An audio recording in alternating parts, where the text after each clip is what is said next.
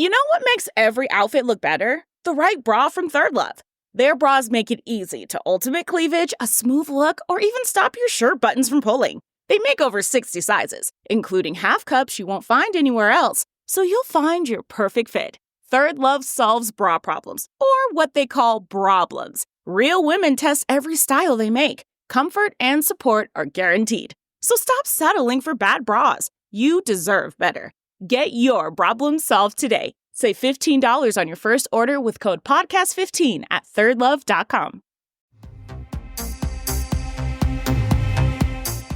Sometime in the early 80s, REO Speedwagon's airplane made an unannounced, middle-of-the-night landing. This is my friend Kyle MacLachlan, the star of Twin Peaks. And he's telling me about how he discovered a real-life Twin Peaks in rural North Carolina, not far from where he filmed Blue Velvet. What was on the plane was copious amounts of drugs coming in from South America. Supposedly, Pablo Escobar went looking for other spots, quiet, out-of-the-way places to bring in his cocaine. My name is Joshua Davis, and I'm an investigative reporter. Kyle and I talk all the time about the strange things we come across, but nothing was quite as strange as what we found in Varnamtown, North Carolina. There's crooked cops, brother against brother. Everyone's got a story to tell, but does the truth even exist? Welcome to Varnamtown. Varnamtown is available wherever you listen to podcasts.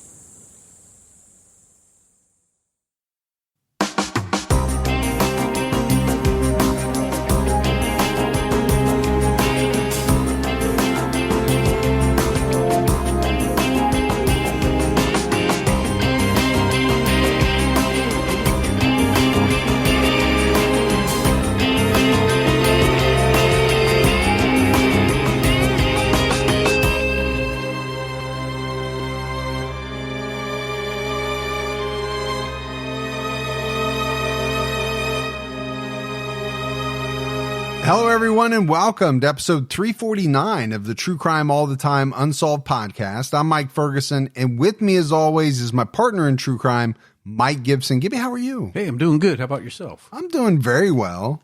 Having a pretty good week. Yeah, good. I'm pretty sure my youngest is coming home from college this weekend. I always get excited about that. Yeah, good weekend for you. Yeah.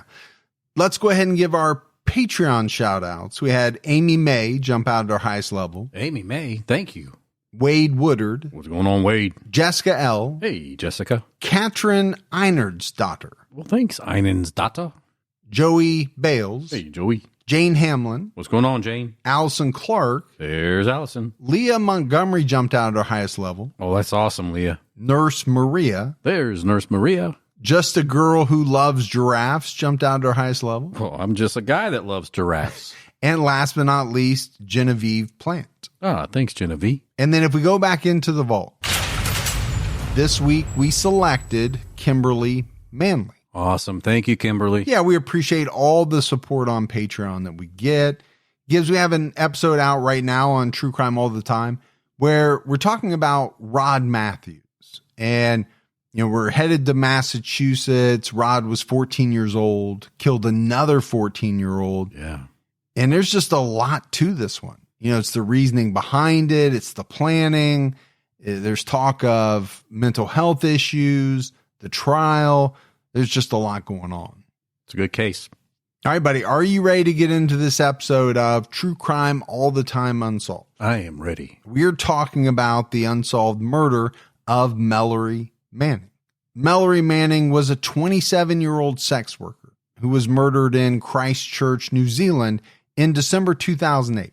A member of the Mongrel Mob gang was arrested and convicted of her murder, but the charge was later dismissed. Mellory's case is one of the most high-profile unsolved murders in New Zealand. Natai Lynette Manning, who went by the name Mellory, was born in Nelson, New Zealand on February 6, 1981. Mellory and her siblings Rob and Jasmine had a difficult childhood. Their father left the family and didn't have much contact with them. Rob Manning told the New Zealand Herald, "We were not brought up very well. The stepfather at the time, not the stepfather now, was really horrible. That probably didn't help the whole course of life's tracks." Oh, I think he's right. You know, when you have a bad childhood, a bad stepfather. Your father, essentially abandons you. That's always tough for me because I just don't understand it. I love being a father. Right. So much. It's one of the greatest things that, I've ever experienced in life. I can't imagine. You hear those stories about some guy who goes out for scratchers and then never comes back. Yeah. Or goes out for cigarettes and never comes back. I could never do that. I could never just be away from my kids, let alone abandon them and never really have contact with them. But unfortunately, there's people out there that do that. There are. And then, let's say your mom remarries someone who at first she thinks is a good guy. Yeah. But he turns out not to be a good guy. And apparently their first stepfather was horrible to them. So when you say that all these events set you on a track in life, well, obviously they do. Oh, yeah. They have a big time effect. Now, does it mean that everybody who goes through this is, going to have a bad adult life? No, it doesn't mean that, but it can't help you. No, it definitely makes it challenging. Yes. The siblings had a close relationship, and Mellory often stood up for them in school. Rob said that unity of all three of us going through the same stuff made us very close. And that I can see as well. You talk about, and this isn't a great comparison, but you talk about guys who went through war together, adversity, and became very, very close, like lifelong friends. Yeah. Because of what they shared. You could see this with siblings as well. A lot of siblings are close anyway. But I think to go through some really bad experiences together, it's a different type of bond. I think there is a different type of bond there. Maybe it can get even stronger because of it. Mellory left school at age 14 and entered the foster care system. She started using drugs around this time. She started doing sex work at the age of 15. So Rob said it didn't help, right? The whole course of their life. It obviously didn't help Mellory. I mean, by the age of 14, she was going through some rough stuff. Yeah. In 1999, when she was 18 years old, Mellory was sentenced to 18 months in jail for stabbing a shop employee with a blood-filled syringe during a robbery. I don't think I've ever even heard of that. Sounds dangerous. It potentially very dangerous. Whose blood is it? What's in that blood? I mean, you would think you're not going to kill somebody by stabbing them with a syringe. It's not going to feel good. Right. But you're probably not going to kill them. But could there potentially be something in that blood that would kill them? Yeah. Absolutely. The other thing that is really jumping out at me is you and I have done so many unsolved cases, and oftentimes we're talking about the victims in such glowing terms, almost all the time. Here we're not. We're talking about this girl had a rough upbringing. And she started getting in trouble at a pretty early age. After she got out of prison, she continued sex work, which is legal in New Zealand. She also continued using drugs.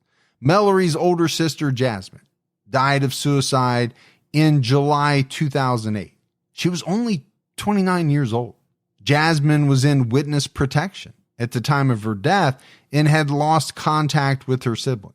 The New Zealand Herald reported that Jasmine ran in similar circles as Mellory. So, I mean, it sounds like Jasmine, Mellory both had difficult adult lives to pair with their difficult childhood. Yes.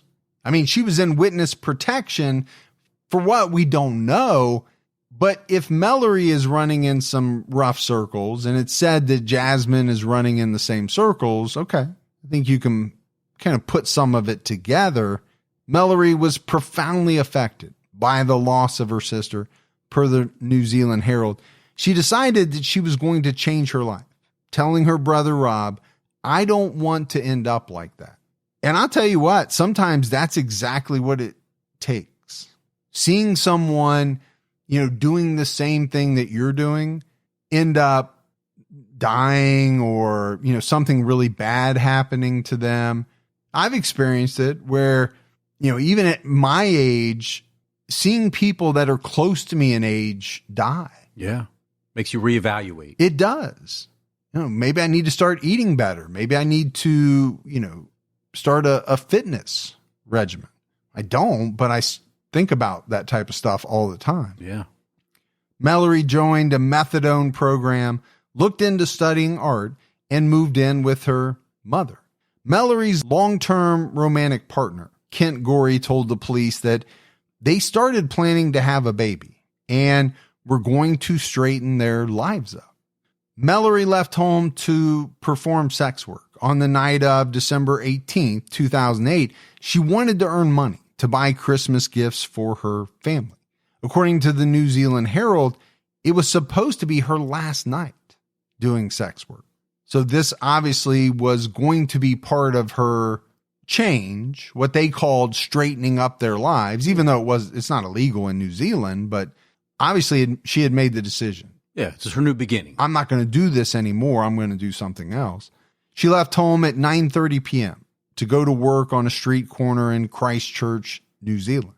Witnesses saw her on the corner of Peterborough and Manchester Streets. Until 10:30 p.m., she was seen in a dark Ford Falcon at one point. Mellory used her cell phone to make a call at 10:42 p.m.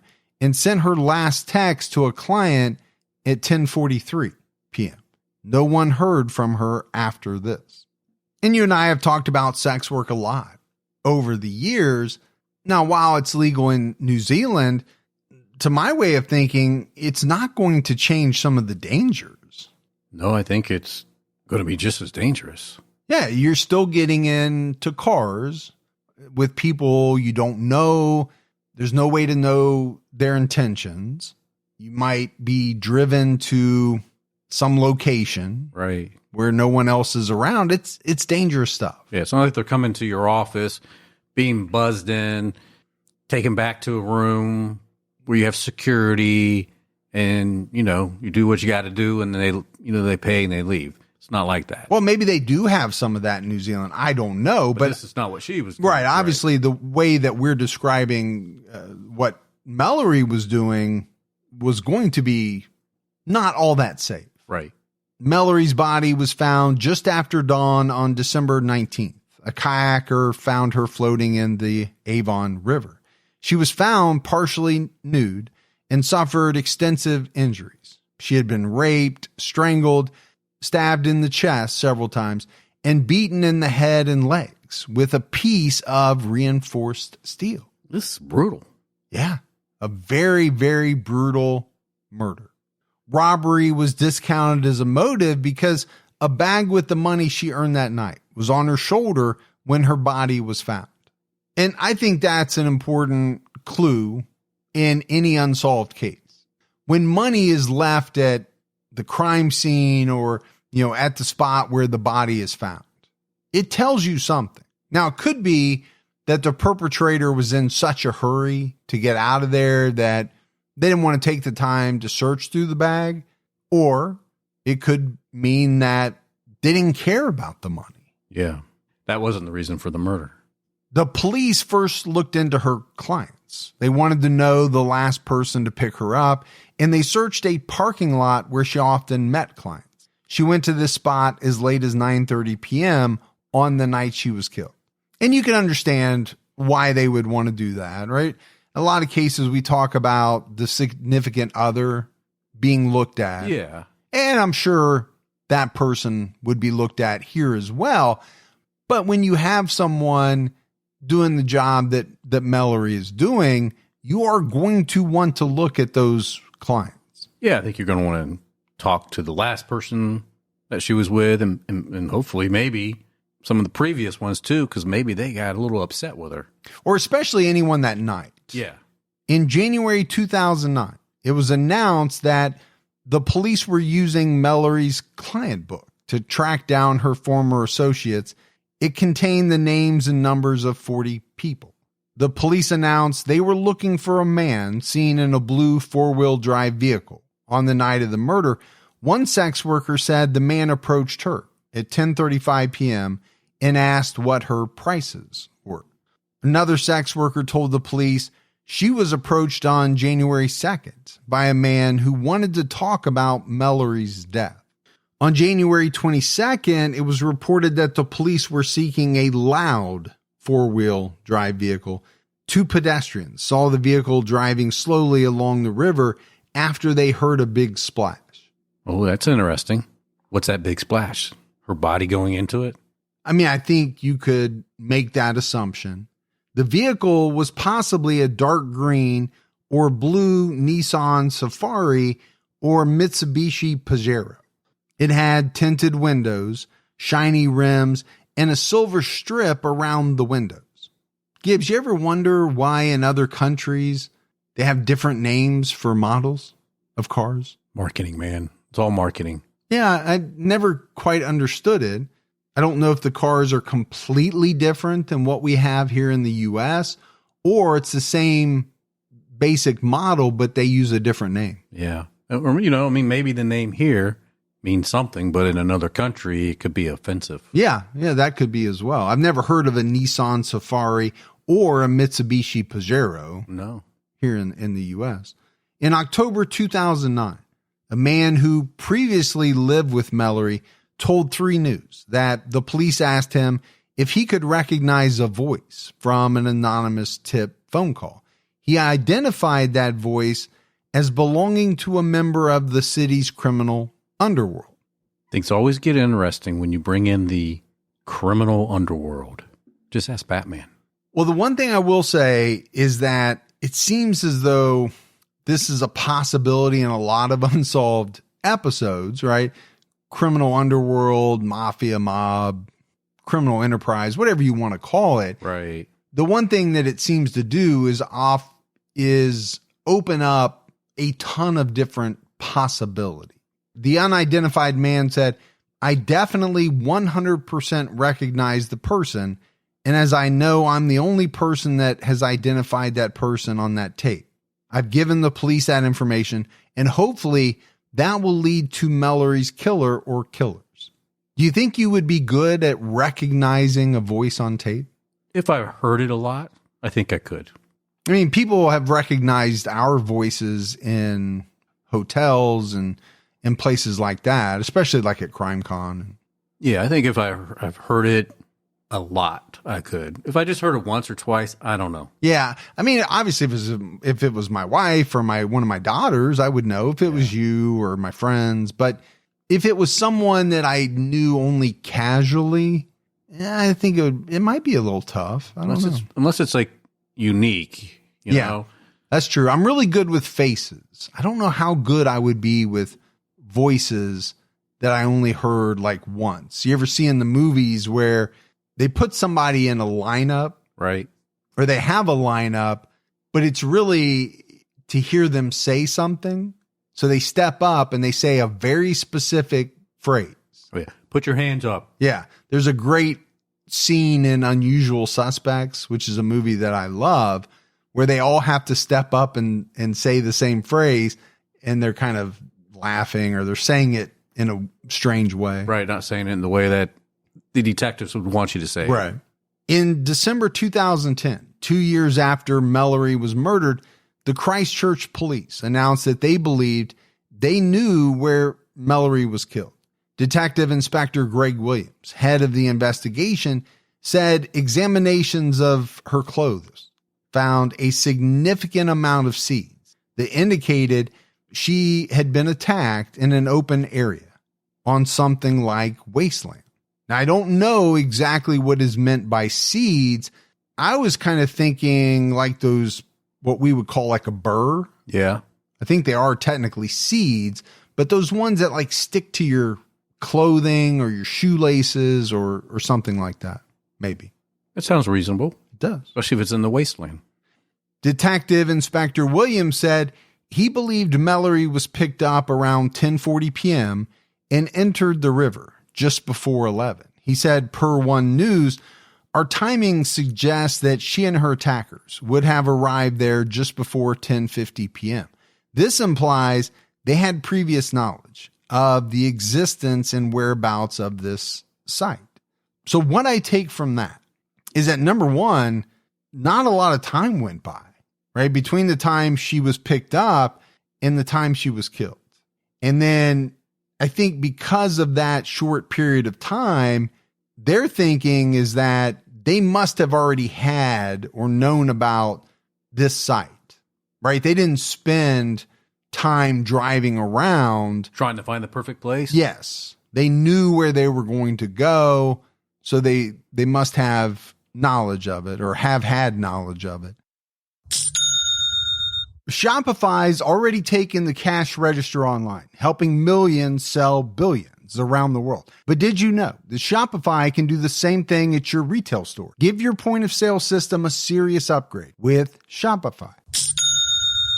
With Shopify, you get a powerhouse selling partner that effortlessly unites your in-person and online sales into one source of truth. Track every sale across your business in one place and know exactly what's in stock. Shopify POS is your command center for your retail store. From accepting payments to managing inventory, Shopify has everything you need to sell in person. Connect with customers inline and online. Shopify helps you drive store traffic with plug-and-play tools built for marketing campaigns from TikTok to Instagram and beyond. Get hardware that fits your business. Take payments by smartphone. Transform your tablet into a point-of-sale system, or use Shopify's POS Go mobile device for a battle-tested solution. Plus, Shopify's award-winning help is there to support your success every step of the way. Do retail right with Shopify. Sign up for a $1 per month trial period at shopify.com/unsolved, all lowercase. Go to shopify.com/unsolved to take your retail business to the next level today. Shopify.com/unsolved.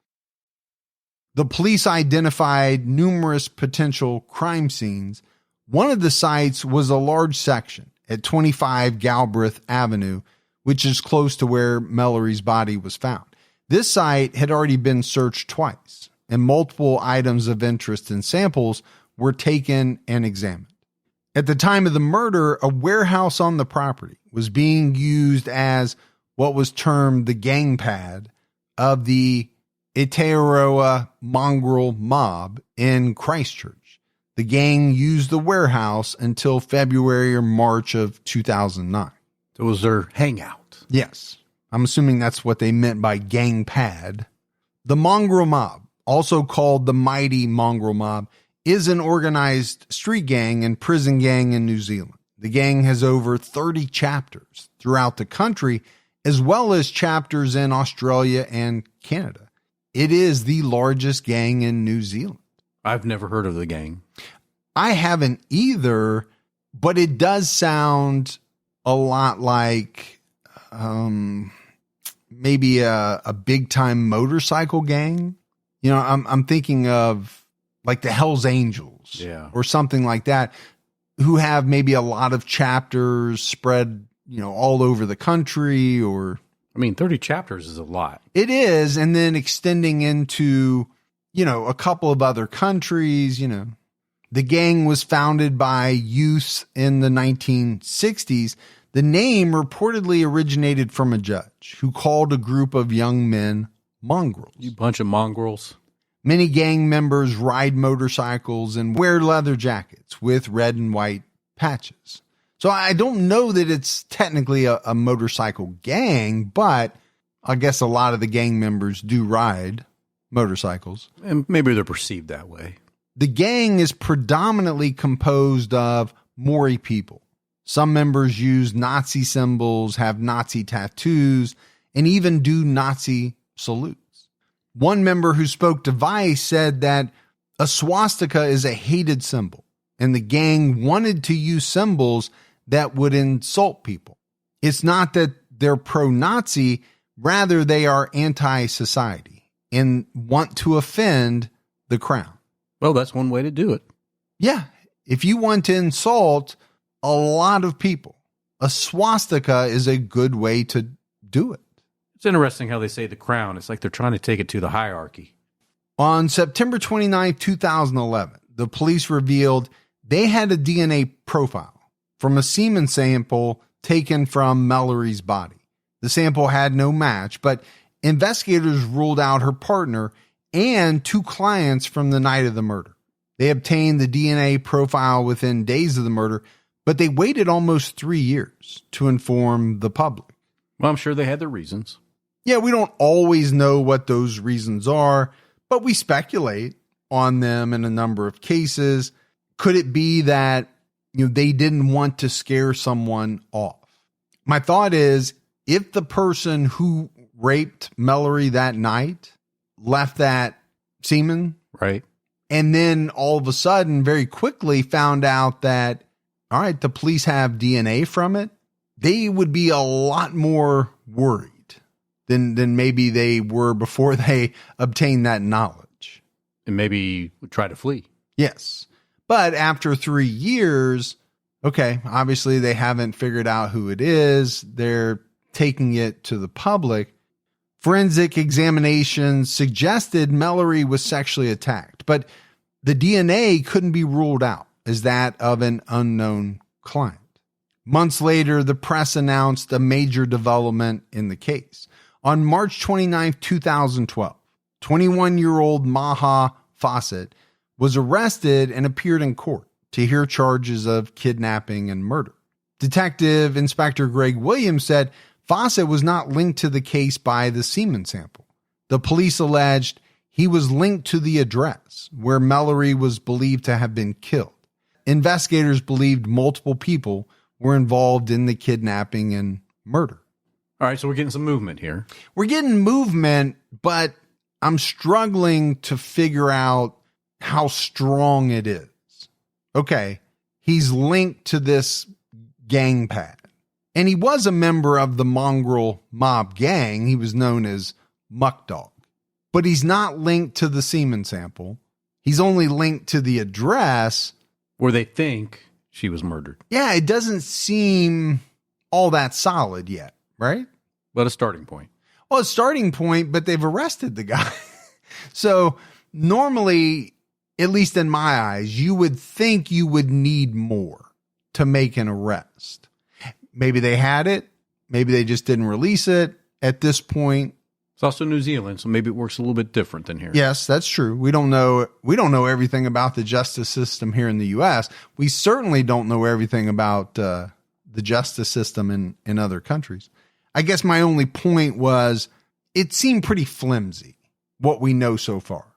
According to the New Zealand Herald, the mob muscled in to the red light district of Christchurch during the months when Mellory decided to stop doing sex work. They demanded a $20 tax from sex workers for every transaction. Fawcett's job was to watch the sex workers on Manchester Street and enforce the gang tax. Okay, so we get a little more information. Yeah. It's not information that is directly tying him to her murder, but we're getting some more. It sounds like he was an enforcer. And we know that night she was on Manchester Street. Mellory's brother, Rob Manning, told the New Zealand Herald that she would not have been willing to give up the money she earned. He said she was trying to get off the streets. She hadn't worked for ages, but that night she went to the place where she used to work, and they were all like, "Who are you?" It was all different. She was feisty, didn't put up with too much shit from people. Not that that's always a good thing. She had done some stuff in her life, but she wasn't born like that. She was just a normal kid, but grew up without perhaps the best start in life. She made her own decisions, and she decided to do what she did. And unfortunately, she paid the ultimate price. What she did was a risky job. So he's echoing something that we said many, many times. Yeah. Sex work is a risky job. The one thing that I'm really taking away from Rob's statement is that she hadn't worked in a while.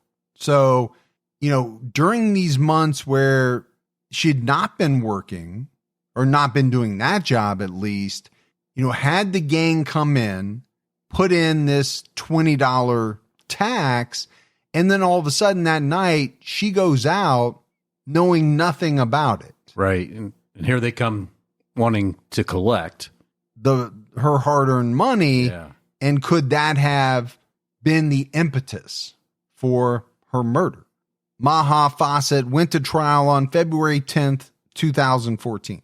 Prosecutors argued that Fawcett took part in or was party to Mellory's murder in order to earn his gang patch. They emphasized that Fawcett was not the only person involved and that the DNA sample could be the key to identifying the other perpetrators. Investigators believed members of the Mongrel Mob picked Mellory up while she was working on December 18th, 2008. They took her to their pad on Galbraith Avenue in Christchurch and attacked her because of an alleged drug debt. So prosecutors aren't saying anything about this tax angle. They're saying this was all over some type of drug debt and also a way for this Fawcett guy to earn his patch. Yeah. According to a confession by Fawcett, gang members played loud music while they raped her, beat her, and stabbed her. After she was dead, they stood over her body, shouted a Nazi salute, and barked like dogs. Some gang members, including Mauha Fawcett, dumped her body in the river. So we have a confession by this guy, Mauha Fawcett, and the details are extremely graphic. Yeah, so it's very disturbing. And then even after she was dead, shouting the Nazi salutes, barking like dogs, a lot of stuff going on. Yeah. And then eventually he said they dumped her body in the river. Fawcett feared the gang would turn him in to the police or kill him because they thought he would snitch, so he fled the city. You know what you don't want to be to the gang? A snitch. A snitch. Because he ended up in a ditch. Fawcett represented himself with assistance from an amicus curiae, or a friend of the court, who was an attorney named Craig Ruan. Never really good when you represent yourself, even if you have a little bit of assistance. Probably best to just have an attorney do it for you. Oh, I think so. Now, I don't know over there what representing yourself actually means with assistance of an attorney.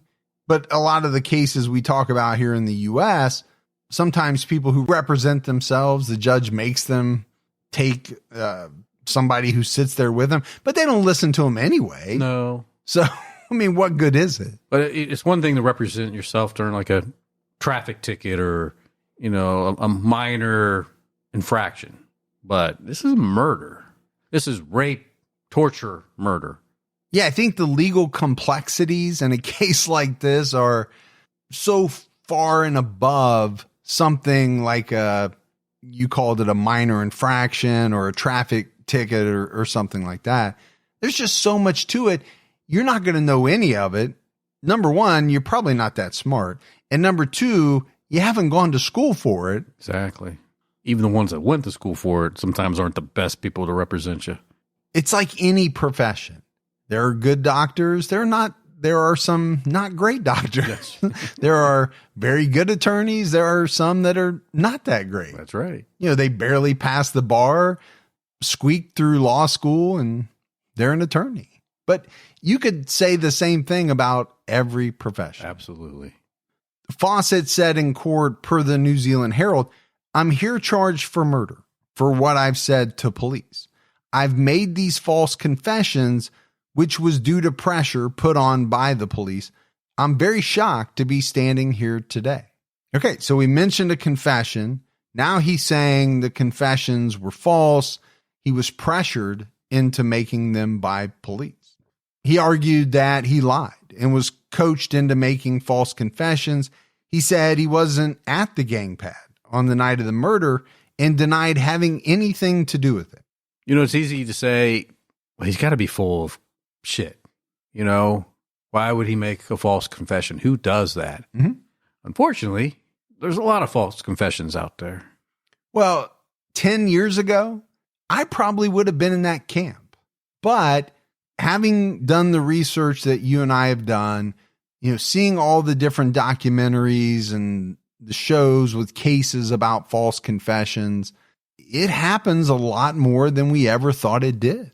Not saying what he's saying here is correct. No. But we know it can happen. Yeah, I don't think you can dismiss it just out of hand. Right. Like I probably would have years ago. Exactly. Because my thing was always, what you just said. Who in the world would confess to a murder that they didn't commit? But then you think about, being in an interrogation room for 14, 16 hours, being deprived of food, water, in some cases, it getting physical. Yeah. And then you could see how at a certain point, a person might say just about anything to get out of that situation. During the trial, Fawcett claimed he was offered a safe house, tattoo removal, and a cash reward if he helped lead the police to the killers. So this guy was first interviewed in January 2009. He admitted he was involved in taxing sex workers, but he said he didn't know anything about Mellory's murder. He was interviewed 5 times as a suspect between August 2009 and March 2012. He confessed in August 2009, but recanted a month later and said another gang member killed Mellory. Well, no wonder he was scared. He did snitch. He fingered another gang member. Yeah. And that typically wouldn't end well for somebody. Per the New Zealand Herald, he told the police, "It just feels like it's so easy for the mob to get me. It's just been really hard on me for the last few weeks. The mob can kill me anytime." Well, we did say it was the largest gang in New Zealand. They had members everywhere, including prisons and jail. Oh, absolutely. So my thought is if they wanted to get to him, they could. He said he never hit Mellory.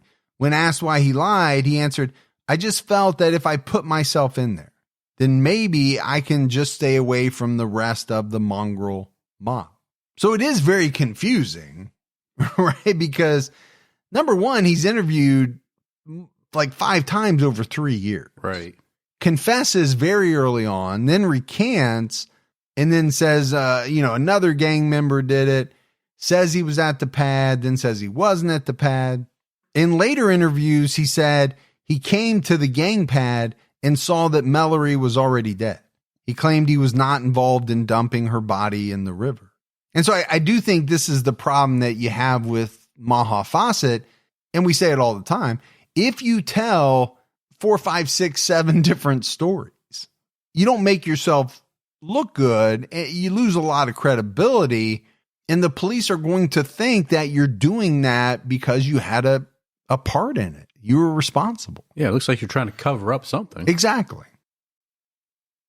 The jury heard that Mellory used a variety of drugs in the days and hours leading up to her murder. She had cannabis, methadone, morphine, diazepam, and possibly temazepam in her system. However, forensic scientists could not determine how affected she was by the drugs when she died. Okay, I've heard of all of those except for temazepam. I'm assuming it's similar in some way to diazepam because it ends in Pam, but I never heard of that one. But it is a lot of drugs. It is. And I think some of those just on their own, are pretty strong. But if you mixed them all at the same time, then you're looking at pretty serious effects, I would think. Pretty potent. I mean, we know why she was taking the methadone. Yes. A woman whose name was suppressed testified the Mongrel Mob were all over Manchester Street in Christchurch on the night of December 18, 2008. Gang members approached her after she met with a client and demanded $20 as a tax. They said they owned the street and she owed them $20 per client. She also testified that a sex worker named Holly, who associated with the Mongrel Mob, pulled up beside her in a dark car with tinted windows and told her to get in. The witness refused, saying, "I thought if I got in the car, no one would see me again." She might be right.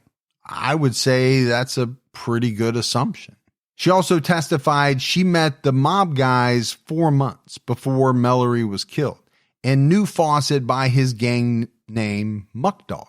An anonymous witness who sold drugs to Mellory described hearing a blood-curdling scream coming from the direction of the gang pad on the night of the murder. He said he had known Mellory since 2006. He provided her with drugs, mostly morphine, until December 2008. He and his partner lived about 50 meters from the Galbraith Avenue property. They heard a scream between 10 p.m. and midnight on December 18th. It only lasted a few seconds, and it sounded like a woman was being attacked. When asked if he did anything about it, the witness said no, it wasn't anything unusual for the area. Makes you wonder, was that before they turned up the music really loud, or was the scream just that loud that it was louder than the music that they had playing? Well, and it also makes me think, if this is not unusual for the area, maybe I need to relocate to a different area. Yeah, it sounds like this must be happening pretty frequently. Although based on what he was into, that might have been his area of choice. Yeah, maybe it was good business, you mean? Where most of his clients may have lived or something like that. On March 3rd, 2014, Fawcett told the judge that he would not take the stand and would not call any witnesses. Right? Doesn't sound like much of a defense. I understand him not taking the stand. And I guess maybe he doesn't have any defense witnesses to call. Again, I think that's part of the problem when you represent yourself. Well, I kind of had this thought that he's got to be on the outs with the gang, right? By the time that this trial is taking place, he has said some things, tried to incriminate at least one gang member. So how's he going to call any one of the gang members to vouch for him? They're probably not going to do it. I don't know who else he would have thought to have called to the stand, maybe. Well, that's who he's been running with for a long period of time. Yeah. There is nobody worth calling. A former mob member was recalled to court to be cross-examined by Fawcett. Fawcett told the judge he wasn't happy with how his assistant counsel cross-examined the witness, and he wanted the witness recalled, saying, "My life is on the line and in this witness's hands, and he's coming in and accusing me of this. I did not say that to this witness." Earlier, the witness testified that Fawcett told him he was at the gang pad when Mellory was killed and that he stabbed her once. Fawcett denied making this confession. When recalled, the witness testified that Fawcett did make a confession and that Fawcett showed him court paperwork that supported his story. The witness said, per the New Zealand Herald, "You also told me your life was on the line with the Mongrel Mob. You were fearing for your own life, what they would do to you.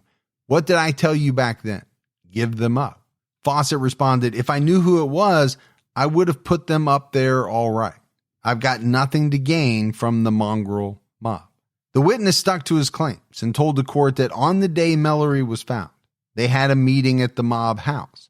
Fawcett freaked out, stole a car, and disappeared. So that may have backfired on him a little bit. I think it majorly backfired. He wasn't happy with the way that his assistant counsel had done the cross-examination. But, sometimes there's a reason you don't ask certain questions.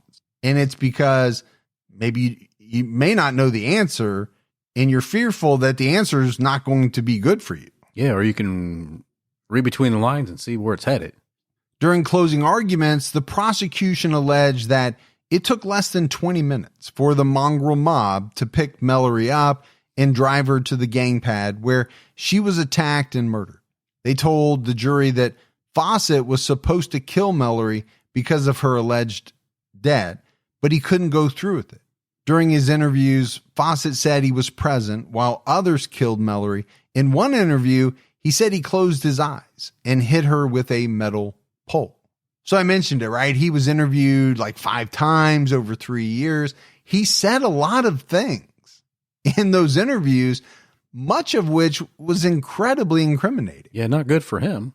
And so it was kind of strange to me that he told the judge, "I don't know why I'm standing up here." I think you're standing up here because you said all of this stuff. Now, whether you were pressured to say it, that's another matter. During his closing argument, Fawcett called the prosecution's theory impossible. He told the court, "I stupidly implicated myself into a serious crime. I lied. People lie for many things, but I did not take part in this lady's death." It's a big lie if you lied. And to me, it doesn't make sense why you would lie about something like that. Yeah, this is not "I didn't eat the last cookie" lie. This is "I was part of a woman's death" lie. He tried to discredit the prosecution's timeline. Investigators believe Mellory was picked up at 10:43 p.m. According to the police, it would have taken 6 minutes to drive to the gang pad. Mellory was probably dumped in the river around 10:59, according to the prosecution, which meant the gang only had about 10 minutes to rape and kill Mellory. And Gibbs, I'll say this, it's kind of disturbing to try to analyze how long it would have taken to rape and kill this woman. But obviously you have to do it as part of this case. Sure. 10 minutes is not a lot of time. But it could happen. yes. Fawcett said that he was never at the gang pad, and the prosecution's argument was just a made-up theory. Finally, he said about the unknown DNA profile, known as Male B, "I've described other patched members who seriously assaulted Miss Manning.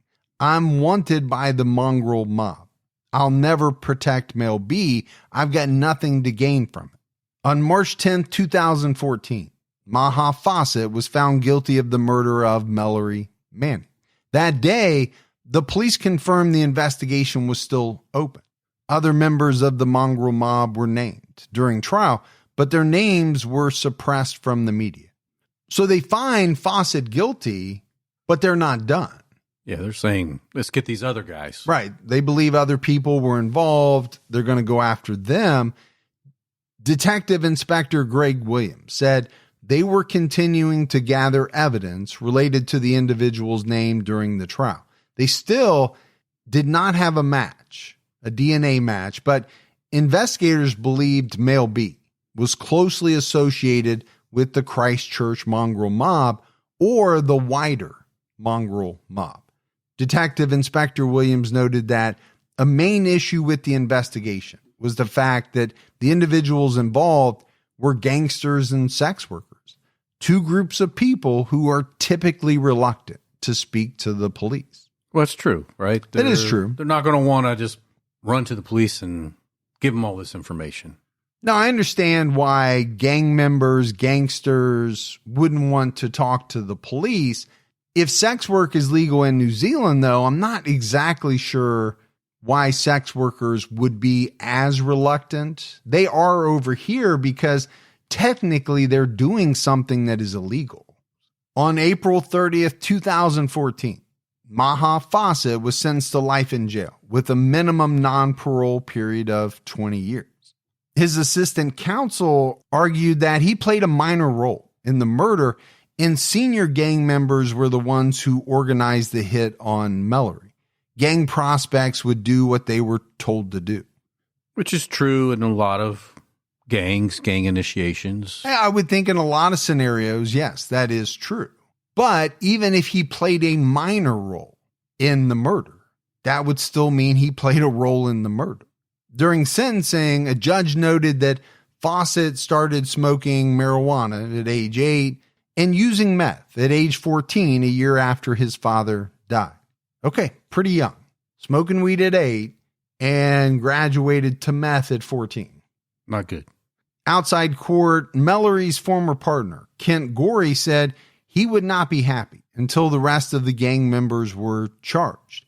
He told the media that he could name them, but he wouldn't. He also said he knew Fawcett growing up. He described him as a wannabe who wanted to fit in with anyone.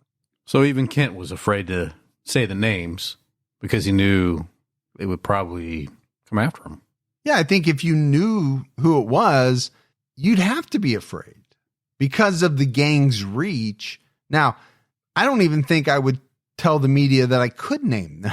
I wouldn't either. Because I think you're putting somewhat of a target on your back just by saying that. Fawcett filed an appeal in May 2014. In August 2015, Detective Senior Sergeant Brian Archer told the New Zealand Herald that their investigation was hampered by the appeal, which was not scheduled to be heard until February 2016. On August 6, 2017, Fawcett's conviction was quashed by the Court of Appeal and a retrial was ordered. That's a major hit to the prosecution. Yeah, we don't have all the details, but obviously the Court of Appeal did not believe that based on the trial record, he should have been convicted. On October 25th, 2021, the murder charge against Mauha Fawcett was dismissed after the court found that his confessions were inadmissible. Fawcett was granted a retrial for two main reasons, which were not disclosed in 2021. First, the court ruled that his assistant counsel put forth defenses that were inconsistent with Fawcett's blanket denial of his involvement, according to the news outlet NZ Stuff. Fawcett's confession was not admissible because he meets the criteria for fetal alcohol spectrum disorder and has a low IQ. This information was not presented to the High Court at trial. Experts found that his IQ is in the low to normal range, but test results show extreme variability of function. He also has weak verbal reasoning skills and memory deficits, and he's prone to lie to fill memory gaps. He has also been labeled a very suggestible person. Well, this is definitely a huge problem in this case. Well, I think we're now starting to maybe get to the root of why they were able to get him to say certain things. You know, if that is what happened, as he has claimed, I think a person with a low IQ who's very suggestible and is prone to lie to fill memory gaps is the type of person that could possibly make a false confession or a series of false confessions. And that same person shouldn't be representing himself during his murder trial. No, absolutely not. But does it even speak to, his level of understanding that he even thought that was a good idea to represent himself? His lawyer, Chris Stevenson, told the court that the police had indications Fawcett was cognitively impaired and did not look into it at the beginning. Fawcett declined to make a comment to the press after his court hearing, but his lawyer said, per the New Zealand Herald, Mr. Fawcett always maintained that he had nothing to do with the really terrible and tragic killing of Mellory Manning. His trial miscarried, and he had around a decade of his life taken away from him, including years in jail. So he's just incredibly relieved and happy now it's over, that the high court judge has dismissed the case. He said to me, I can finally sleep. 15 years later, male B has still not been identified. In the fall of 2023, it was reported that New Zealand investigators would use forensic genetic genealogy to try to solve two high-profile murder cases, one of which was the murder of Mellory Manning. Now, in the reporting, it called forensic genetic genealogy a controversial investigative tool, but it didn't elaborate. So I wasn't sure what was so controversial about it. Now, there has been, and maybe this is what they're talking about, controversy surrounding privacy. Yeah, obtaining that information. But other than that, I don't know what would be controversial about it. I think it's a great tool. Now, I understand not everybody wants their DNA to be used willy-nilly, but my understanding is a lot of that has been shut down, I thought, at least here in the States. So, yeah, I'm not sure how it is elsewhere. In December of 2023, the Privacy Commissioner asked the police to pause further use until there is legislative reform. And so maybe that does speak to, maybe they still have some issues with privacy over here. Maybe we do here as well that I'm just not thinking about. But I thought they had closed a lot of that down, making it more voluntary as opposed to agencies just being able to go to Ancestry.com or 23andMe and look through everything. Yeah, I think when you go to one of those sites and do your DNA testing, one of the questions is, will you allow or do you want this to be part of that? Yeah. Yes or no, and then at that point, they'll allow it. But I get it. For many, it still may be controversial in that respect, but it has been a very useful tool. Absolutely. In solving a number of cases. Probably critical for this one. I think this is a perfect example of a case that could definitely benefit from forensic genetic genealogy. I mean, you're still relying on even finding a family member in one of the databases, but I do think if investigators are finally allowed to use it, it's very possible that Mellory's murder could finally be solved. Yeah, I hope it is. But, you know, as we wrap this one up, this one, man, it just floored me because you have this woman murdered, not just murdered. I mean, she was raped and beaten. It was a really gruesome attack. Right. And then police really zero in, right, on this Fawcett guy. Imagine being interviewed over like 6 years, multiple times over 6 years. Kind of hard not to think that they have their eye on you. Yeah. But also when you confess early on, well, you're going to put that radar on you. Yes. Now the question is, was he pressured to confess, or was his IQ low enough, or did he have some issues that kind of made him not understand or try to fill in the gaps to help police? You know, it doesn't always have to be like a coercive situation. You can have people who think they're trying to help the police, but are actually hurting themselves at the same time. Yeah, because he had information, you know, about what happened. Mm-hmm. He was part of the gang. Yeah. It just, according to him, it wasn't him that did it. He was there, but it wasn't him that did all this stuff. But he did say he did it at certain points. So we just don't know exactly how that confession went down. But during the whole thing, what bothered me was the unidentified semen. Right. Now, does that in and of itself mean that he couldn't have been involved? And I would say no. You could have multiple people involved in the rape. Sure. You could have had some wearing condoms, some not wearing condoms. I mean, I don't want to get graphic, but you could have a number of different scenarios. I mean, I think you might be able to prove who raped her. Will you be able to prove who killed her? I don't know. I think once you can lock down on who raped her, you can use that as leverage to find out who the killer was. Yeah, and that's maybe how it will ultimately go down, but we'll have to keep an eye on it. But that's it for our episode on Mellory Manning. We got some voicemails, Gibbs. You want to check those out? Yeah, let's hear them. Hey, Mike and Tarantino. Gibby. Listen, fellas, I want to let you guys know that I commend you on your podcast. It is amazing the way that you guys elaborate. This is Kyle out of Spokane, by the way. But the way that you guys have gone from the beginning to the end, you guys have done such an amazing job. Is only certain people can touch notes like that, and you really chime on them. So I just want to say that from where you started and where you are now, you guys have come a long way, and I appreciate you. So, hey, shout out to T-Cat. All right. Appreciate the voicemail. Appreciate the nice words. Yeah. Means a lot to us. It really does. Thank you, man. He call you Tarantino? He knows.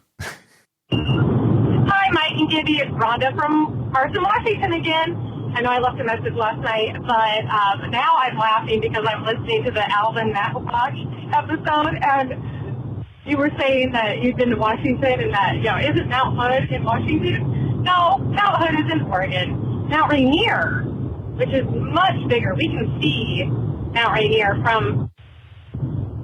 that's in Washington.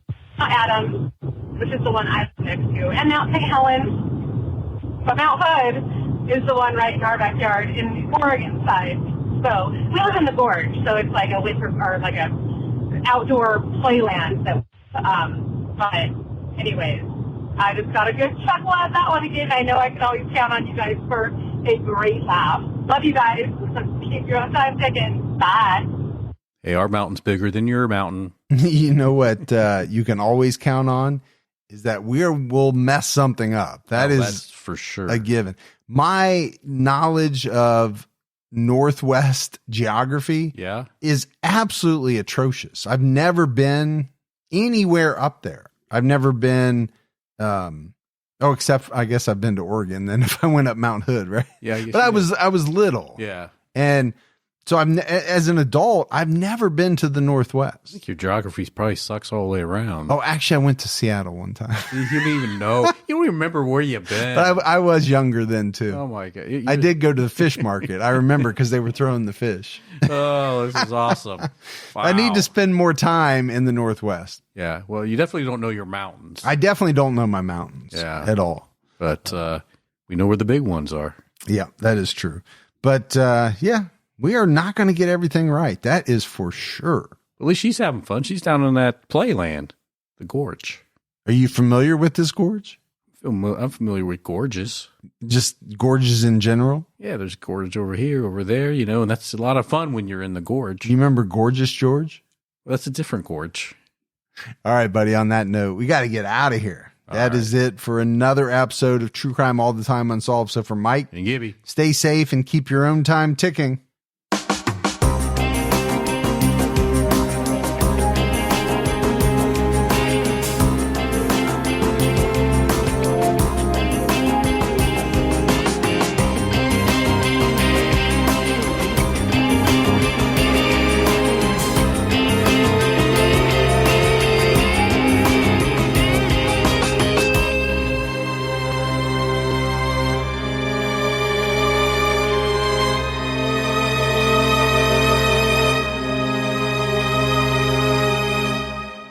Hold on to your jingle bells. Pluto TV has all your holiday favorites for free. Enjoy our season's greetings category with 9 holiday channels, including holiday movie favorites by Lifetime, Festive Fireplace, Holiday Lights, and Hallmark movies and more. Download the Pluto TV app on all your favorite devices and start streaming holiday favorites on live channels and on demand. With thousands of free movies and TV shows, Pluto TV is your home for the holidays. Pluto TV. Stream now, pay never. Running a business is hard work. Building your website shouldn't be. With Wix, you can express your ideas, give direction, then leave the heavy lifting to AI, from site creation to branded content and images. Have fun with the details. Customize what you want the way you want, and manage your whole business from a centralized dashboard with expert AI tools. Build, scale, and enjoy the incredible results. You can do it all yourself on Wix.